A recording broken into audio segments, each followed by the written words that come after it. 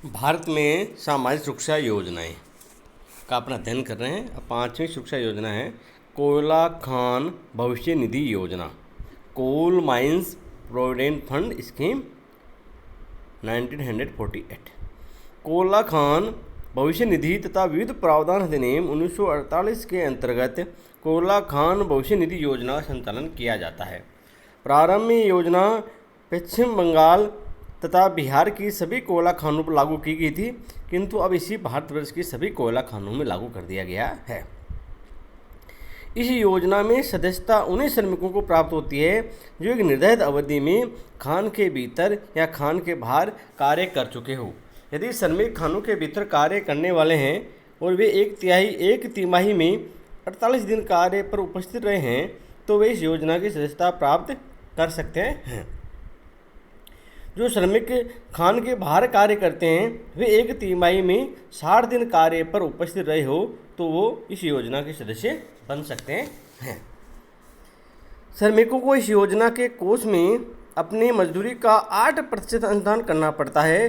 सेवा आयोजकों को भी इतनी ही राशि का अंशदान करना पड़ता है। जब सदस्य अपनी आयु के 50 वर्ष पूरे कर लेता है अथवा स्थायी रूप से कार्य के अयोग्य हो जाता है तो उसी इस योजना में जमा राशि का भुगतान कर दिया जाता है। इस योजना के अंतर्गत कोयला श्रमिक जमा संबंध बीमा योजना, coal mines workers deposit linked insurance scheme भी लागू की गई है। ये योजना उन्हीं सिद्धांतों एवं नियमों से लागू की जाती है जिनके आधार पर कर्मचारी जमा संबंध बीमा योजना लागू की जाती है। इस योजना के बारे में अपने अध्ययन कर चुके हैं। अब है छठा मातृत्व लाभ अधिनियम, मैटरनिटी बेनिफिट एक्ट 1961। महिला श्रमिकों को मातृत्व लाभ उपलब्ध करने के लिए मातृत्व लाभ अधिनियम 1961 बनाया गया है। इस अधिनियम का उद्देश्य महिला श्रमिकों को शिशु जन्म से पूर्व तथा बाद में सुविधाएं तथा आराम दिलाना है। क्षेत्र ये अधिनियम संपूर्ण भारत में लागू होता है। कारखाना अधिनियम, खान अधिनियम, बागान अधिनियम आदि के अंतर्गत आने वाले सभी कारखानों तथा अन्य संस्थाओं, दुकानों, सर्कस आदि पर भी लागू होता है जिनमें 10 या अधिक श्रमिक या व्यक्ति नियोजित है या पिछले 12 महीनों में किसी भी दिन नियोजित रहे हैं। राज्य सरकार चाहे तो वे सरकारी गजट में अधिसूचना जारी करके 2 माह का नोटिस देकर किसी भी वाणिज्यिक, कृषि, औद्योगिक उपक्रम पर भी इस अधिनियम को लागू कर सकती है। पात्रता, ये कोई भी श्रमिक या जिसने किसी कारखाने या संस्थान में शिशु जन्म की तिथि के पूर्व के 12 महीनों में कम से कम 80 दिन कार्य कर लिया हो वह स्त्री मातृत्व लाभ प्राप्त करने की अधिकारिणी हो जाती है। इस अधिनियम के लाभ प्राप्त करने के लिए वेतन या मजदूरी की कोई सीमा निर्धारित नहीं की गई है। लाभ की अवधि, मातृ लाभ अधिकतम 12 सप्ताह के लिए प्राप्त किया जा सकता है। यह अवकाश शिशु जन्म की संभावित तिथि से 6 सप्ताह पूर्व में लिया जा सकता है, से शिशु जन्म से के बाद जारी रहता है। दूसरे शब्दों में ये अब संपूर्ण अवकाश शिशु जन्म के बाद भी लिया जा सकता है, लेकिन अब इसमें परिवर्तन कर दिया गया है। 2008 में अब 180 दिन का अवकाश मिलता है। लाभ की तरह, मातृत्व लाभ के अंतर्गत दिए जाने वाले अवकाश की मजदूरी महिला को चुकाई जाती है। ये मजदूरी अवकाश के पिछले 3 महीनों में दी गई मजदूरी के औसत के आधार पर चुकाई जाती है, किंतु न्यूनतम राशि 10 रुपये प्रतिमाह अवश्य चुकाई जाएगी। चिकित्सा बोनस, यदि महिला श्रमिक को निःशुल्क चिकित्सा सेवा उपलब्ध नहीं हुई है तो उसे 250 रुपये चिकित्सा बोनस के रूप में भी चुकाया जाता है। पोषण मध्यांतर, महिला श्रमिक द्वारा शिशु जन्म के बाद पुनः कार्यभार संभालने पर उसे प्रतिदिन 2 पोषण मध्यांतर, नर्सिंग ब्रेक भी दिए जाते हैं। ये मध्यांतर सामान्य मध्यांतर के अतिरिक्त दिए जाते हैं। ये मध्यांतर तब तक दिए जाते हैं जब तक शिशु 15 माह का न हो जाए। सुरक्षा, महिला श्रमिकों के हितों की सुरक्षा के लिए कुछ अन्य प्रावधान भी बनाए गए हैं। किसी भी महिला श्रमिक को गर्भ में रह जाने के बाद उसी गर्भ की अवधि में कार्य से हटाया नहीं जा सकेगा। इसके अतिरिक्त ऐसे महिला से कठोर कार्य भी नहीं करवाया जा सकता है। अन्य अवकाश लाभ, इस अधिनियम के अधीन महिला श्रमिकों को निम्नलिखित अवकाश लाभ भी प्राप्त करने का अधिकार है। गर्भपात होने की दशा में उसे 6 सप्ताह की सह-वेतन छुट्टियां प्राप्त करने का अधिकार है। गर्भ संबंधी बीमारी की दशा में 1 माह की सह-वेतन छुट्टियां प्राप्त करने का अधिकार है। ये छुट्टियां अन्य सभी छुट्टियों के अतिरिक्त प्राप्त करने का अधिकार है। इसके अतिरिक्त सरकार शीघ्र ही निम्नलिखित अवकाश लाभों की और घोषणा करने का इरादा भी रखती है।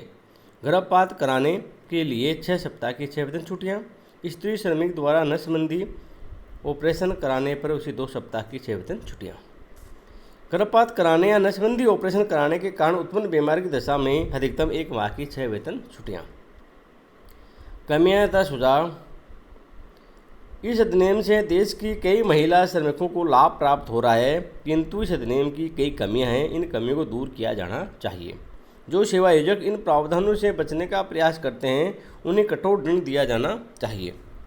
अवकाश की मजदूरी के अतिरिक्त भी कुछ अन्य लाभ जैसे चिकित्सा, खिलौने आदि का लाभ महिला श्रमिकों को उपलब्ध किया जाना चाहिए। महिला श्रमिकों को इस अधिनियम के प्रावधानों की जानकारी दी जानी चाहिए। प्रावधानों की जानकारी के अभाव में वे समय पर छुट्टी के लिए आवेदन नहीं कर पाती है और प्रसूति काल में भी उन्हें कठोर कार्य करना पड़ता है। स्थायी श्रम आयोग ने सुझाव दिया था कि इस अधिनियम का प्रशासन महिला निरीक्षकों के माध्यम से किया जाना चाहिए, किंतु इस दिशा में कोई कदम नहीं उठाया गया है। सरकार को इस संबंध में आवश्यक कदम उठाने चाहिए। अब है उपदान ग्रेजुटी भुगतान अधिनियम, the payment of gratuity act 1972। उपदान भुगतान अधिनियम सन 1972 में बनाया गया था तथा 16 सितंबर 1972 से यह अधिनियम लागू किया गया था। क्षेत्र यह अधिनियम संपूर्ण भारतवर्ष में निम्नलिखित उपक्रमों पर लागू होता है। प्रत्येक कारखाने, खान, तेल क्षेत्र, बागान, गोदी तथा रेलवे पर, प्रत्येक दुकान तथा संस्थान पर जिसमें 10 या अधिक व्यक्ति नियुक्त है या पिछले 12 महीनों की अवधि में किसी भी दिन नियुक्त रहे थे। किसी संस्थान के एक बार इस अधिनियम के क्षेत्र में आ जाने के बाद में नियुक्त कर्मचारी संख्या 10 से कम हो जाती है तो भी संस्थान पर यह अधिनियम लागू होता रहेगा। केंद्र सरकार चाहे तो एक अधिसूचना जारी करके वह किसी भी ऐसे संस्थान या संस्थानों के वर्ग में यह अधिनियम लागू कर सकती है जिसमें पिछले 12 महीनों की अवधि में 10 या अधिक कर्मचारी नियुक्त थे। केंद्र सरकार ने अपने इस अधिकार का उपयोग करते हुए अब तक मोटर परिवहन उपक्रमों, आंतरिक जल परिवहन उपक्रमों, क्लबों, वाणिज्यिक तथा औद्योगिक चैम्बरों तथा फेडरेशनों, स्थानीय निकायों, लोकल बॉडीज, वकीलों के दफ्तरों पर भी इस नियम को लागू कर दिया है। पात्रता। इस अधिनियम के लाभ अब सभी श्रमिकों, प्रबंधकीय एवं पर्यवेक्षीय कर्मचारियों को प्राप्त होते हैं। इन लाभों की पात्रता के लिए कोई वेतन सीमा भी नहीं है, क्योंकि वेतन सीमा को समाप्त कर दिया गया है। लाभ प्राप्ति का समय। इस अधिनियम के अनुसार किसी कर्मचारी को इस राशि का भुगतान प्राप्त करने का अधिकार तब प्राप्त होता है जबकि उसने उस संस्थान में कम से कम 5 वर्ष तक लगातार कार्य किया हो। स्थायी रूप से कार्य के लिए अयोग्य हो जाने पर, मृत्यु हो जाने पर 5 वर्ष तक लगातार सेवाकाल पूरा होना अनिवार्य नहीं है। उपदान का भुगतान निम्न समयों पर किया जा सकेगा: सेवानिवृत्ति की आयु पूरी करने पर, सेवानिवृत्त हो जाने पर, पद छोड़ देने, इस्तीफा देने पर, कर्मचारी की मृत्यु होने पर, कर्मचारियों के स्थायी रूप से अयोग्य हो जाने पर। उपदान की गणना। ये गणना कैसे की जाएगी? कर्मचारी को प्रत्येक वर्ष की सेवा या 6 माह से अधिक की सेवा के लिए 15 दिन के वेतन के बराबर राशि उपदान के रूप में प्राप्त करने का अधिकार होता है। उपदान की गणना करने के लिए वेतन की राशि वह मानी जाएगी जो उस कर्मचारी द्वारा अंतिम बार प्राप्त की गई है। ये उल्लेखनीय है कि उपदान राशि अधिकतम 1 लाख रुपये हो सकती है। उपदान राशि का भुगतान। अब ये 1 लाख की सीमा को 10 लाख तक कर दिया गया है। अब 20 लाख की भी होने की संभावना है। उपदान राशि का भुगतान। यदि कर्मचारी जीवित है तो उपदान राशि का भुगतान स्वयं कर्मचारी को ही किया जाएगा। उसकी मृत्यु हो जाने की दशा में उसके द्वारा नामांकित व्यक्ति को उपदान राशि का भुगतान किया जाएगा। यदि उसने किसी व्यक्ति को नामांकित नहीं किया है तो उसी वैधानिक उत्तराधिकारी को इस राशि का भुगतान किया जाएगा। उपदान राशि जब्त करना। निम्नलिखित दशाओं में उसकी उपदान राशि को जब्त किया जा सकता है: जब उसी दंगे करने या बेढंगे काम करने के कारण नौकरी से हटा दिया गया हो, अथवा जब किसी नैतिक रूप से खराब कार्य करने के कारण उसे नौकरी से हटा दिया गया हो। कठिनाइयाँ तथा सुझाव। इस अधिनियम को लागू करने में कुछ कठिनाइयाँ सामने आ रही है, उन्हें दूर करने के लिए निम्न सुझाव दिए जा सकते हैं। उपदान राशि का भुगतान यथा समय नहीं हो पाता है। जो ही कर्मचारी राशि को प्राप्त करने का अधिकारी हो जाता है, उसी इसका तत्काल भुगतान कर दिया जाना चाहिए। 30 दिनों तक की निर्धारित सीमा में उपदान का भुगतान न करने वाले दोषी सेवा आयोजक को कारावास सजा देने की कानूनी व्यवस्था करनी चाहिए। इस अधिनियम को सभी प्रकार के उपक्रमों में लागू करने के लिए प्रभावशाली कदम उठाने चाहिए। श्रमिकों को इस अधिनियम की पर्याप्त जानकारी दी जानी चाहिए। अब है मजदूरी भुगतान अधिनियम 1936, the payment of wages act 1936। मजदूरी भुगतान अधिनियम सन 1936 में बनाया गया है। इस अधिनियम का उद्देश्य उद्योगों में नियुक्त कुछ वर्गों के लोगों की मजदूरी के भुगतान का नियमन करना है। इसी उद्देश्य की पूर्ति के लिए इस अधिनियम के अधीन प्रत्येक सेवा आयोजक को अपने द्वारा नियुक्त व्यक्तियों को मजदूरी के भुगतान के लिए उत्तरदायी ठहराया गया है। इसके अतिरिक्त उसकी मजदूरी की अवधि निर्धारित करने का भी दायित्व है। इस अधिनियम में ये व्यवस्था है कि मजदूरी की अवधि समाप्ति के बाद निर्धारित दिनों में मजदूरी का भुगतान करना आवश्यक है। 1000 से अधिक श्रमिकों के कार्य करने वाले कारखाने आदि की दशा में मजदूरी का भुगतान मजदूरी अवधि की समाप्ति के 10 दिनों के भीतर करना पड़ता है, जबकि 1000 से कम श्रमिकों वाले कारखानों आदि की दशा में 7 दिनों के भीतर भुगतान करना पड़ता है।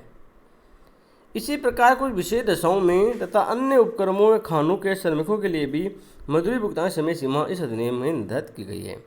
इस अधिनियम में मजदूरी भुगतान चालू सिक्कों तथा करेंसी नोटों में करने का प्रावधान किया गया है। श्रमिकों की सहमति से चेक या बैंक खाते में सीधे ही स्थानांतरण से भी मजदूरी का भुगतान किया जा सकता है। श्रमिकों की सुरक्षा की दृष्टि से इस अधिनियम में ये व्यवस्था भी की गई है कि केवल अधिकृत कटौतियाँ ही की जा सकती है। कटौतियाँ करने की अधिकतम सीमाएँ भी निर्धारित की गई है। अनाधिकृत एवं अधिक कटौतियाँ करने पर सेवा आयोजकों को दंडित करने की व्यवस्था भी इस अधिनियम में की गई है। इस प्रकार इस अधिनियम के प्रावधान भी श्रमिकों को आय की निरंतर सुरक्षा प्रदान करते हैं। अतः यह अधिनियम भी सामाजिक सुरक्षा का महत्वपूर्ण उपाय है। अब नेक्स्ट है न्यूनतम मजदूरी अधिनियम 1948, द मिनिमम वेजेज एक्ट 1948। मार्च 1948 में न्यूनतम मजदूरी अधिनियम बनाया गया। इस अधिनियम में भी श्रमिकों को न्यूनतम मजदूरी उपलब्ध करने के लिए प्रावधान किए गए हैं, जो उन्हें महत्वपूर्ण रूप से सामाजिक सुरक्षा प्रदान करते हैं। इस अधिनियम में ये व्यवस्था है कि समुचित सरकार को इस अधिनियम की अनुसूची में वर्णित उद्योगों में विभिन्न रोजगारों के लिए न्यूनतम मजदूरी दरें निर्धारित करनी होगी। इसके अतिरिक्त उस दर का समय समय पर कम से कम 5 वर्ष में एक बार पुनरावलोकन कर आवश्यक संशोधन भी करना होगा। इस अधिनियम में समुचित सरकार को 4 प्रकार की दरें निर्धारित करने का अधिकार है: न्यूनतम समय दर, न्यूनतम कार्यानुसार दर और कार्यानुसार मजदूर दर पर नियुक्त श्रमिकों के लिए न्यूनतम गारंटी युक्त समय दर तथा अधिक समय दर ओवर टाइम रेट। ये उल्लेखनीय है कि निर्धारित की गई न्यूनतम मजदूरी दरों का नकद में भुगतान किया जाएगा। यदि परंपरा के अनुसार पूर्णतः या आंशिक मजदूरी किसी वस्तु के रूप में चुकाई जाती है तो सरकार ऐसा करने की अनुमति दे सकती है। कोई भी सेवा आयोजक सरकार द्वारा निर्धारित न्यूनतम मजदूरी दरों से कम दर पर मजदूरी का भुगतान नहीं कर सकता है तथा उसमें निर्धारित समय व शर्तों को छोड़कर किसी भी प्रकार की कटौती नहीं कर सकता है। अधिनियम में यह भी प्रावधान है कि श्रमिक सामान्य रूप से निर्धारित दैनिक कार्य के न्यूनतम घंटों में कार्य न करने पर भी न्यूनतम मजदूरी प्राप्त कर सकेगा यदि उसने अपनी स्वेच्छा से कम घंटे कार्य न किया हो। इस प्रकार इन प्रावधानों से ही यह स्पष्ट है कि न्यूनतम मजदूरी अधिनियम श्रमिकों को समय सुरक्षा प्रदान करने वाला एक प्रमुख अधिनियम है। इस प्रकार हमने आज भारत में समाज सुरक्षा योजनाओं के बारे में अध्ययन किया है। धन्यवाद।